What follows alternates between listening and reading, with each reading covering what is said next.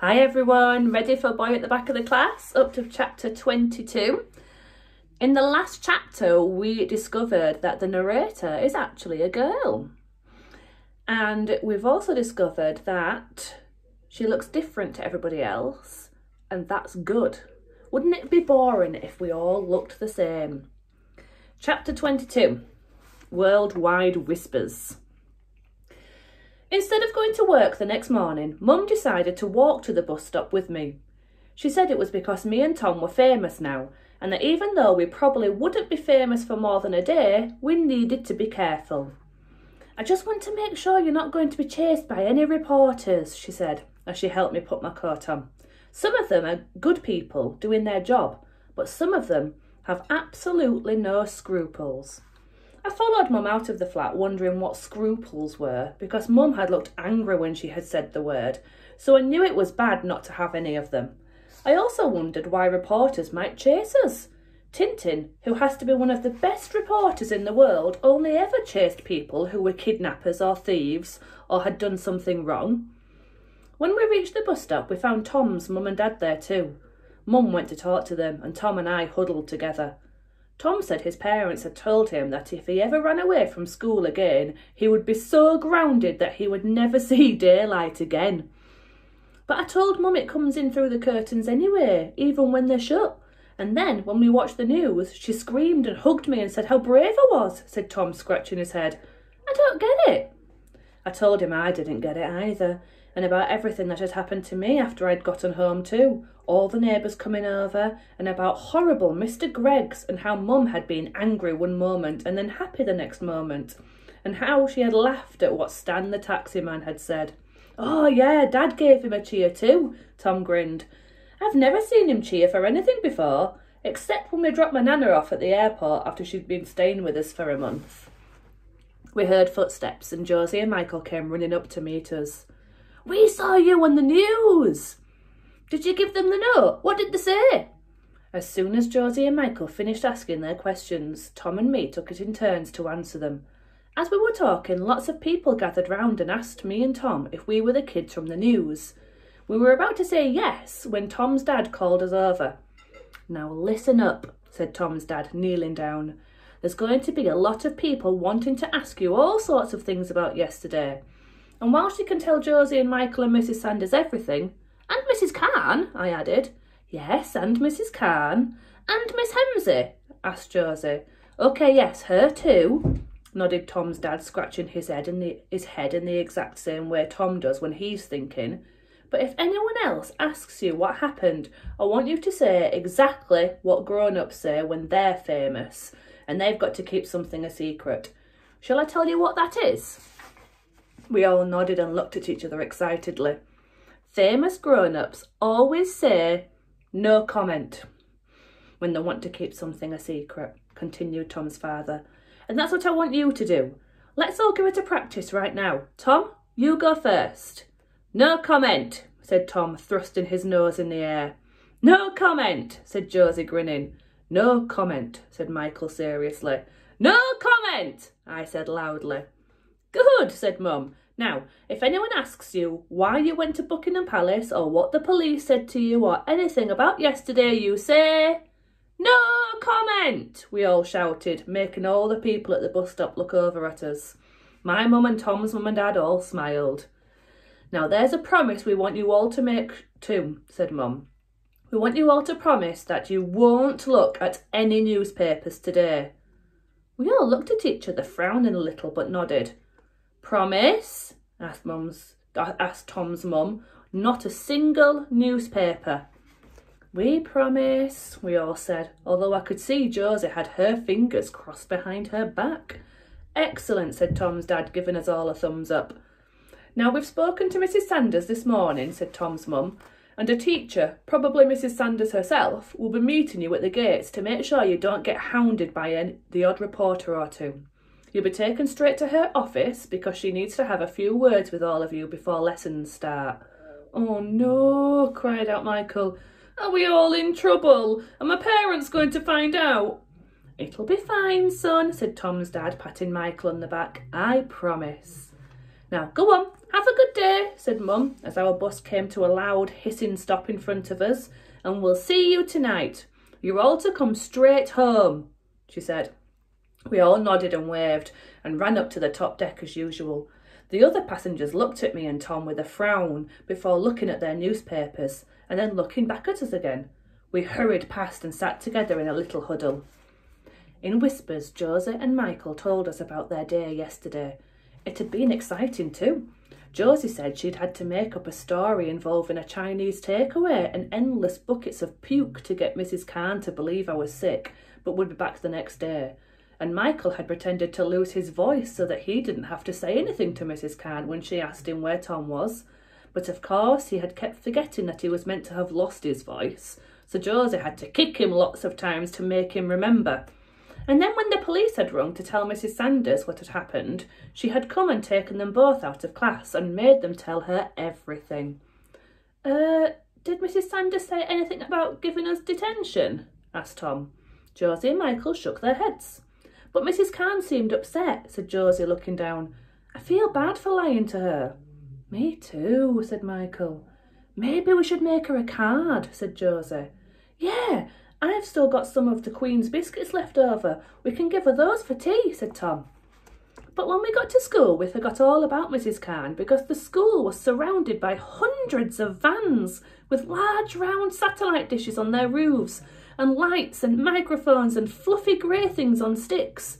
Staring at us were hundreds of cameras on legs, which looked like one-eyed insects that could zoom their eyes in and out and swivel their heads in any direction they wanted. And all of them had lots of people bobbing up and down behind them. As we walked towards the gates, a woman suddenly cried out, "There they are!" And they started running towards us. I could see Mr. Irons standing by the railings looking at us, his eyes narrowed and his nose high in the air. His moustache was twitching. "No comment!" shouted Michael as he began running towards the school gates. We all ran too, but before we could reach them, lots of cameras and arms and legs had surrounded us and were blocking our way. "What message were you trying to send to our government? Was this an act of protest on behalf of child refugees around the world? What was in the note? Who put you up to this? Where are you from? Were you born in this country? Would you like to tell us your story?" Everywhere we looked, there were lenses and lights and loud clicking sounds. I clung on to Josie and Michael and Tom as the one-eyed machines all pushed us into a circle. I could hear Josie's breathing beginning to wheeze. She doesn't like tight spaces. And my hands were beginning to sweat. Michael and me shouted, "No comment!" but I don't think anyone could hear us. "Everyone stand back right now!" came a cry. And just as suddenly as the scary cameras and reporters and microphones had surrounded us, they all instantly moved away and we could breathe again. "No shame at all!" shouted the same familiar voice, which was getting closer and closer to us. "How dare you harass my kids!" We saw Mrs. Sanders pushing past the cameras like a red-faced bull and reaching out her hand to us. "Stay off school property! And if I see anyone near these kids again, I'll be calling the police and the Queen's Guards." Grabbing my hand, Mrs. Sanders stormed back in through the school gates, pulling us like the trailing tail of a kite behind her. She stopped briefly in front of Mr. Irons, who was now standing by the school doors. "Mr. Irons, you were specifically instructed to wait and bring these children in safely. Where were you?" Mr. Irons gave us a cold stare, his nose deadly quiet. "I'm afraid I didn't see them," he said, his eyes narrowing even more and his moustache getting twitchier. "You didn't see them? Stay here, I'll speak to you later." Oh, I'm glad he's going to get told off as well. We don't like Mr. Irons, do we? Throwing open the school doors, Mrs. Sanders led us in and stopped to look down at us properly. She was angrier than I had ever seen her, and her whole face was the colour of an extra bright pink peach. "Are you all okay?" she asked. Her voice was back to normal volume, but it was a bit shaky. We all nodded, too stunned to say anything. "Is anyone hurt?" We all shook our heads. "Good. Now, all of you are to go straight upstairs to my office," she ordered, looking over her glasses at us.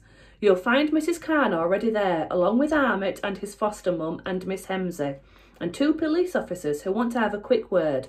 I'll be up in just a minute. I need a word with Mr. Irons. And waving us along, she hurried back outside. I wonder what's going to happen to Mr. Irons. What would you say to him?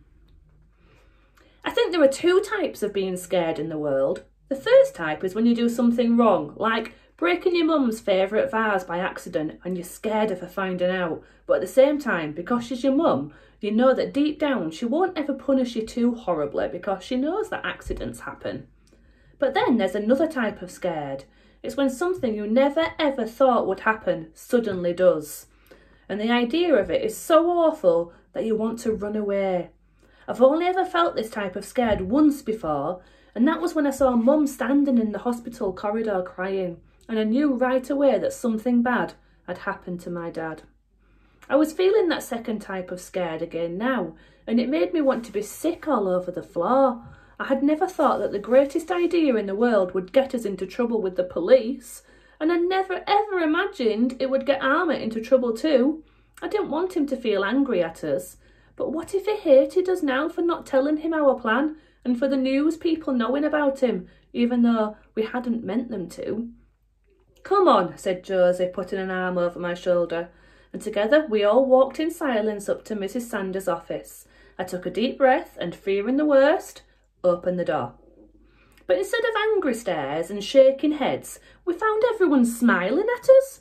Mrs. Khan ran up and gave us all a hug, and so did Miss Hemsley, and Amit looked at us with wide lion eyes and gave us a small wave. His foster mum was holding her hands to her lips as if she was praying, and she kept saying, "You dear children." And there were 2 police officers standing near the door, but they didn't look angry either, and just nodded and smiled at us. "Come and sit down," said Mrs. Khan, leading us to 4 chairs that had been squeezed in front of Mrs. Sanders' desk. We all sat down. I was still feeling jumpy inside, but at least I wasn't feeling sick anymore. "As soon as Mrs. Sanders gets back, we want to hear all about what happened yesterday," said Mrs. Khan. "Miss Hemsley will translate everything for Amit, and we want you to take your time because it's all very important." "But miss, what about first lesson?" whispered Michael, showing her his watch as it started flashing a blue colour. Just as he held it up, the bell for registration began to ring. Mrs. Khan smiled. "Don't you worry, Miss Stevens is taking the class this morning." We immediately felt sorry for everyone in class. Miss Stevens is learning to be a teacher, but she's so boring and always spends so much time writing on the board that everyone hopes she won't ever really become a teacher. Mrs. Sanders came in and, squeezing past everyone, sat down in her big chair that had a squashed green velvet pillow on it. "Right," she said, clapping her hands at once. "Begin." Slowly at first, and then getting faster and faster and faster, we began to talk. We talked about how we became friends with Amit and how we wanted to help after finding out about where his mum and dad might be. We talked about hearing that the border gates were going to be shut and about all the plans we had come up with to help. I could see Miss Hemsley explaining everything to Amit as we went, and his eyes getting wider and wider. But it wasn't until I got out my exercise book and showed everyone the greatest idea in the world and the emergency plan that he jumped up from his seat and came to stand next to me. Miss Hemsley had to stand up too as we continued to talk about the letter to the Queen and the presents we were meant to give her, and Stan the taxi man, and Devinder the paramedic, and the extra special Coldstream guards who had given us their word. Nobody asked us any questions, not even one. They all just sat and listened and nodded as Miss Hemsley murmured what we were saying in Amit's ear. It was strange having so many grown-ups sit and listen, as if we were them and they were us, but it felt good too. When we had said everything there was to say, Mrs. Sanders nodded and put her hands together. "Well," she said, leaning back in her chair, "I hardly know what to say." She leaned forward and picked up my exercise book with the greatest idea in the world drawn on it. "But what I can say is that Amit is very, very lucky to have friends who are so passionate about helping him find his family." Mrs. Khan nodded too, and I saw the 2 police officers nodding too. "Now, just to be clear," said Mrs. Sanders, peering over her glasses at us, "what you did was extremely dangerous, and your plan, or the likes of it, must never ever be attempted again. Do you understand?" We all nodded silently. I could feel my cheeks getting hot and I saw Tom's ears instantly turn bright red. "You lied to Mrs. Calm. You left school without permission and you put yourselves in great danger. Behaviour like this would usually lead to a temporary suspension from school." Josie gasped and Michael winced. I could hear Tom swallowing nervously and even Amit looked scared. Mrs. Sanders went on. "However, we've spoken with all your parents and I can understand fully that you thought this was an emergency. So," I looked up at Mrs. Sanders and could feel everyone doing the same, "in this instance, you will not be suspended." Tom yelped a small yes, and Josie let out a huge puff of air that had been making her cheeks swell, and Michael gave a long sigh. And as soon as Miss Hemsley had told him what had happened, Amit cheered and clapped. But even though I felt happy too, I couldn't feel fully happy because I still wanted to know something. "What about Amit's family, miss? Has the Queen found them already?" Mrs. Sanders shook her head and slowly leaned forward. "I think you should all know that the Queen, well, there are some things that even she can't do." "But she's the Queen," frowned Tom. "She can do whatever she wants." I could see Amit staring at Mrs. Sanders as if she wasn't making any sense to him either. But Mrs. Sanders was shaking her head. "I'm afraid that's not quite true. I'm sure that the Queen would like to try and help Amit in some way, but I doubt very much that she'll be allowed to send out extra people to find his family, especially when no one knows where they are." And hearing Mrs. Sanders' words, I felt something hard hit me in the middle of my chest. I wanted to tell her that she was wrong, that the Queen could help anyone if she really wanted to, but even though my mouth opened, it couldn't say any words. "I know that may come as a huge disappointment," said Mrs. Sanders, peering over her glasses at us and looking at me the longest. "But Amit has lots of people trying to help him find his parents. Even if they do find them, it may take a long time, months, maybe even years before they can join him here. That's why he's staying with Miss York for now," she added, nodding at Amit's foster mum. We all stayed silent, and even though I didn't want them to, I could feel my eyes beginning to get wet and my nose tickling and something heavy sinking in the pit of my stomach. Everything we had done had been for nothing. And the greatest idea in the world was really the stupidest idea in the world. In fact, it was probably the stupidest idea in the whole universe, and I knew that everyone was thinking it too. "Now," said Mrs. Sanders kindly, "I want to show you something." She took a newspaper from out of her bag and laid it on the desk in front of us. I looked over at Michael and Tom and Josie, but I think they must have all forgotten about the promise we made because they immediately started to read the paper. So I wiped my eyes and looked at it too. I knew that it had to be okay to break a promise to your mum if your head teacher was telling you to. A huge headline stared up at us from the front page, and alongside it was a large blurry image of me running up to one of the Queen's guards with Tom behind me. I could tell it was me because of my bright blue rucksack, but I couldn't see my face properly at all. The paper looked like this.